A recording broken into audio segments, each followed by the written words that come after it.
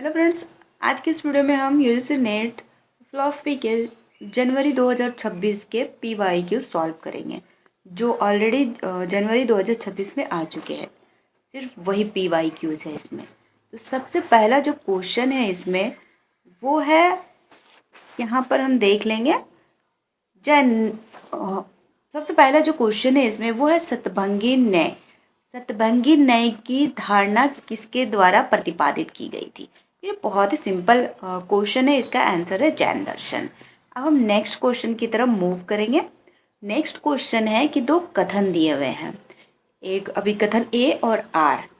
तो हमें फाइंड करना है कि क्या एक कथन सही है या दोनों सही है या दोनों गलत है या इसका जो कारण है वो सही है। तो यहाँ दिया हुआ है जेपी सात्र के अनुसार मानव अस्तित्व असारता द्वारा चिन्हांकित है, और उसका जो कारण दिया हुआ है कि मानव को शेष जगत से विभेदित करने वाली चेतना नियत नहीं है। तो ये दोनों ही सही है, क्योंकि जेपी सात्र के अनुसार अस्तित्व सार से पूर्व है, मतलब पहले है। अर्थात मनुष्य का कोई पूर्व निर्धारित सार नहीं होता, पहले से कोई निर्धारित सार नहीं होता, इसलिए मानव अस्तित्व असारता से चिन्हांकित है। ये बिल्कुल करेक्ट है, इसका जो अभिकथन है। और इसका जो कारण आर दिया हुआ है ये भी सही है, क्योंकि मानव चेतना नियत नहीं है। शास्त्र के अस्तित्ववाद के अनुसार उसे किसी स्थिर परिभाषा में नहीं बांधा जा सकता। तो यही कारण है कि मानव अपने अस्तित्व को स्वयं गढ़ता है, स्वयं बुनता है। तो इसका जो आपको ये तीन ऑप्शन दिए हुए हैं, ये तीनों में से आपका जो ये फर्स्ट आंसर है ये राइट है। अब हम नेक्स्ट क्वेश्चन की तरफ मूव करते हैं। नेक्स्ट क्वेश्चन हमारा है कि इसमें भी दो कथन दिए हुए हैं। पहला है नैतिक आधार पर सक्रिय निष्क्रिय सुख मृत्यु के बीच अंतर महज व्याख्या पर निर्भर होता है। उसका कारण है सक्रिय और निष्क्रिय सुख मृत्यु के बीच अंतर सक्रियता और निष्क्रियता के बीच सतही अंतर पर होता है। तो हमें ये फाइंड करना है ये दोनों अभिकथन एक दूसरे से रिलेट है या नहीं है, सही है या गलत है। तो चलिए हम इसका देख लेते हैं। इसमें भी चार ऑप्शन दिए हुए हैं, तो जो इसका कौन सा ऑप्शन सही है। तो सबसे पहले हम एक अभिकथन वन के बारे में देखते हैं। तो इसका जो वन अभिकथन है वो है नैतिक दर्शन में सक्रिय और निष्क्रिय सुख मृत्यु के बीच अंतर का कोई दार्शनिक केवल क्रिया और ना करने के भेद पर आधारित मानते हैं। तो पहला जो अभिकथन वो करेक्ट है। दूसरा है जिसे सतही माना जाता है। अभिकथन यह कहता है कि अंतर मुख्यतः व्याख्यात्मक है और कारण बताता है कि मुख्यतः यह अंतर केवल सक्रियता और निष्क्रियता के सतही भेद पर निर्भर करता है। तो यहाँ क्या कहा गया है आपको, निष्क्रियता के सतही भेद पर निर्भर करता है। तो ये कारण भी करेक्ट है। तो इसका जो फर्स्ट ऑप्शन है ये भी करेक्ट होगा। तो ये जो फर्स्ट ऑप्शन है ए और आर दोनों सही है और आर ए की सही व्याख्या है। तो ये इसका राइट आंसर होगा। अब हम नेक्स्ट क्वेश्चन की तरफ चलते हैं। नेक्स्ट क्वेश्चन है दंड का सुधारात्मक सिद्धांत सुझाव देता है कि हमें लोगों को सुधारने अपने कानून का पालन करने वाले नागरिकों में बदलना चाहिए। हमारे पास चार ऑप्शन है। पहला है दंड लोगों को प्रतिशोध बनाता है। ये तो ऑलरेडी गलत हो गया, क्योंकि अगर किसी व्यक्ति को दंड दिया जाता है तो उसके अंदर प्रतिशोध की भावना नहीं होनी चाहिए, अगर सुधारात्मक दृष्टि से देखा जाए। दूसरा है चाहे जैसी भी परिस्थिति हो लोगों को अभिवृत्तियाँ नहीं बदलनी चाहिए। तो इस पर हम थोड़ा सोच सकते हैं। दंड नैतिक भावोदय है, मीन्स रिमांड है, जिनके द्वारा हम लोगों को बेहतर बना सकते हैं। ये भी पॉजिटिव है।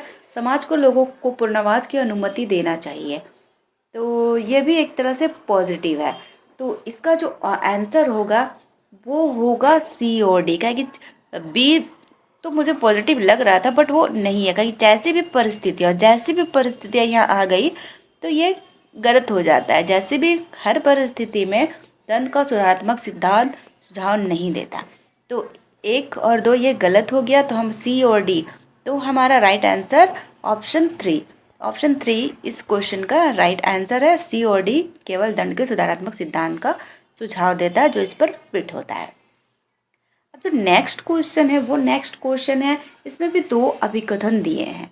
पहला अभिकथन है पाइथागोरस की तत्वमीमांसा विश्व को अंकों के माध्यम से अवधारित करती है, और इसका जो कारण दिया है पाइथागोरस संगीत और अंक गणित का संबंध देखते हैं।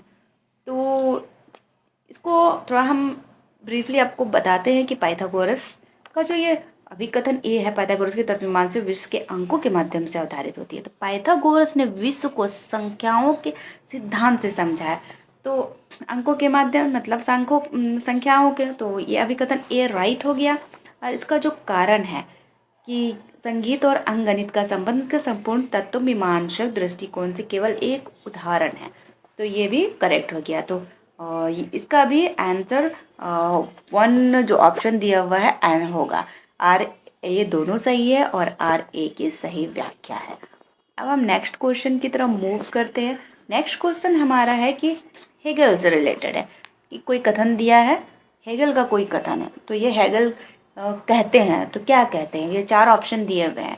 इसमें से पहला यथार्थ, तर्कसंगत और तर्कसंगत यथार्थ है, हेगल ने ये कहा है, या फिर हेगल ने कहा तर्कसंगत, निरपेक्ष या फिर आध्यात्मिक नहीं है। ये 4 ऑप्शन है, आप देख लेना। तो इसका जो आंसर है हेगल के द्वारा दिया गया कथन वो है आपका फर्स्ट, कि हेगल यथार्थ, तर्कसंगत और तर्कसंगत यथार्थ ऐसा कथन अपने दार्शनिक जो कथनों है उसमें देते हैं। तो फर्स्ट इज राइट आंसर। अब हम नेक्स्ट क्वेश्चन की तरफ मूव करते हैं। नेक्स्ट क्वेश्चन हमारा राधा कृष्ण कॉन्टेम्प्रेरी फिलोसफी से है। तो राधा कृष्णन के बारे में कौन से कथन सत्य है, मतलब राधा कृष्ण के बारे में जो ये 4 ऑप्शन दिए गए हैं कौन से सही है। पहला, परम सत्ता को केवल एक संपूर्ण तत्व में प्रकटकारी रूप में परिकल्पित किया जाता है। नहीं, राधा कृष्ण के दर्शन में ईश्वर का कोई स्थान नहीं है, ये भी नहीं है। मीन्स ये का ये गलत है। ऑप्शन सी, राधा कृष्णा अनुभूत करते हैं कि तर्क की मांगों को अनुभव की मांगों के साथ सुसंगत करना होता है, ये राइट है। परम सत्ता तत्व मीमांसिक आकांक्षा की वस्तु है, सही है। ईश्वर धार्मिक आकांक्षा की वस्तु है, ये भी सही है। According to Radha Krishna, C D और ई ये उनके जो राधा कृष्ण की जितनी भी बातें कही गई है वो इन तीनों बातों का सपोर्ट करते हैं, सी डी और ई। और ए बी वो इनका सपोर्ट नहीं करते हैं। राधा कृष्ण तत्व में ईश्वर को कोई स्थान नहीं है, तो ये जो कथन है ये असत्य है। अब ए भी असत्य है, तो हमारा जो ऑप्शन 4 होगा, सी डी और ई, ये इस क्वेश्चन का आंसर होगा। आई होप आपको ये प्रीवियस ईयर के क्वेश्चन समझ में आ रहे हैं। आप इसे कहीं नोट कर लो अपने डायरी में और इसे बार बार रिवीजन करो, क्योंकि ये फिलॉसफी सब्जेक्ट पेपर 2 जनवरी में ये सारे क्वेश्चंस आ चुके हैं। आई होप ये रिपीट भी हो सकते हैं, क्योंकि रिपीटेशन हर का एग्ज़ाम में होता है। अब जो नेक्स्ट क्वेश्चन है वो है महाभारत से रिलेटेड। महाभारत के जो निम्नलिखित पर्वों को अनुक्रम में व्यवस्थित कीजिए। अनुक्रम में मतलब सीरियल वाइज, पहले कौन पहले कौन पहले कौन। तो इसमें जो हमारा जो अनुक्रम है वो क्या होगा, तो क्या होगा, द्रोण पर भीष्म पर वन, तो पहला होगा सी 1 पर, दूसरा होगा डी आपका, पहला होगा सी ये 1 होगा, फिर ये 2 होगा डी, उसके बाद ए 3 होगा द्रोण पर्व, फिर ई हमारा होगा 4 और बी होगा 5। तो ये इसका सीरियल क्रम है, मतलब अनुक्रम है, फर्स्ट सेकेंड थर्ड ऐसे सीरियल वाइज। तो ये हमारा आंसर कौन सा हो जाएगा, तो यहाँ हमारा आंसर होगा ऑप्शन, यहाँ option C. Option C is a right answer. तो ये इस क्वेश्चन का आंसर हो गया। अब हम नेक्स्ट क्वेश्चन की तरफ चलते हैं। ये एक मिलान वाला क्वेश्चन है जिसमें मैचिंग किया जाता है, ये भी बहुत आते हैं यूजी नेट के एग्ज़ाम में। तो पहला जो ऑप्शन दिया मानव केंद्रवाद, प्रजातिवाद, पर्यावरण केंद्रवाद, जैव केंद्रवाद, तो इसका जो आंसर आपको होगा वो होगा ऑप्शन 4। यहाँ जो दिया हुआ है ऑप्शन 4।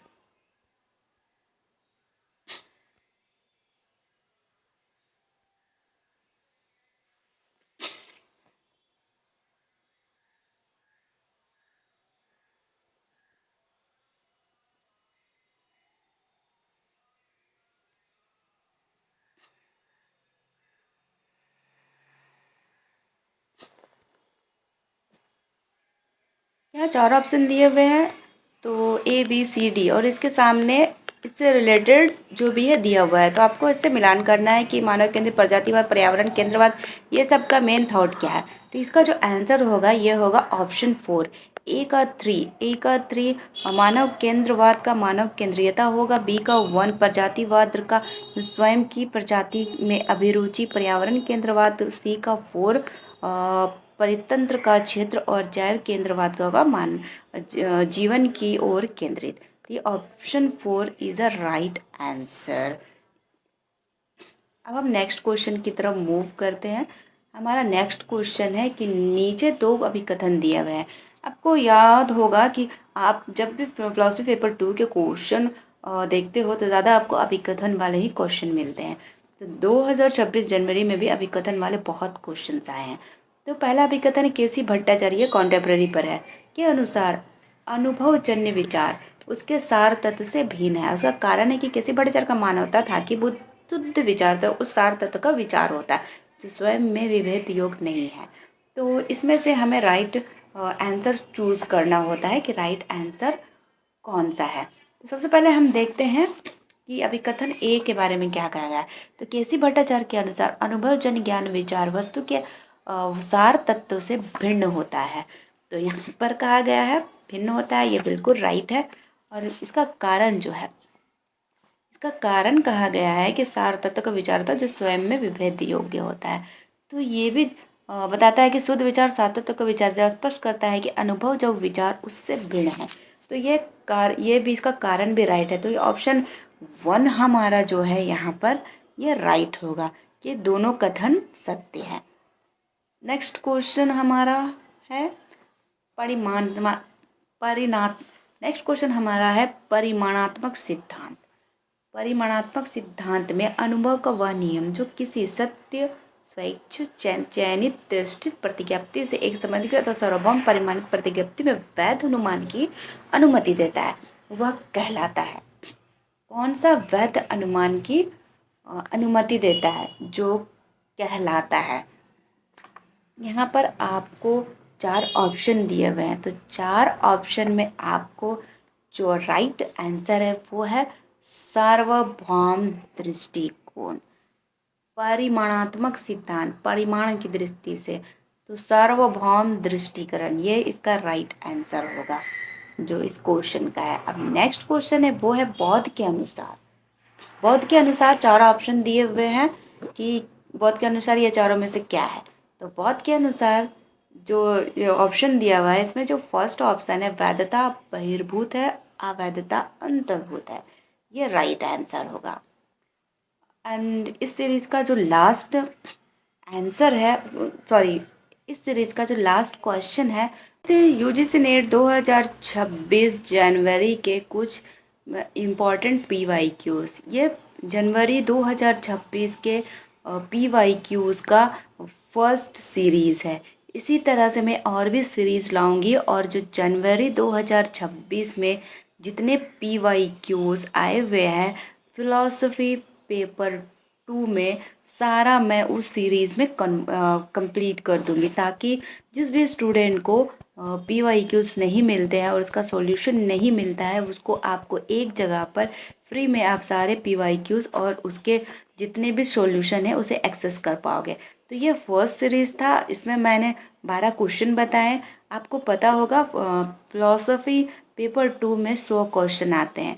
तो मैं ये 100 के 100 जनवरी 2026 के PYQs आपको सीरीज़ वाइज उपलब्ध करा दूंगी। पहले जनवरी के करवाऊंगी, फिर जून के करवाऊंगी, फिर दिसंबर 2025 के भी करवाऊंगी। ऐसे मैं बैक जाते जाते सारे PYQs आपको सीरीज़ वाइज बनाकर यहाँ अवेलेबल करवा दूंगी। तो जो भी स्टूडेंट फिलॉसफी के हैं जो यूजी नेट की प्रिपरेशन के लिए सीरियस है तो इस चैनल को सब्सक्राइब कर लेना क्योंकि यहाँ आपको बेस्ट से बेस्ट आपको सुविधा दी जाएगी, हेल्प की जाएगी।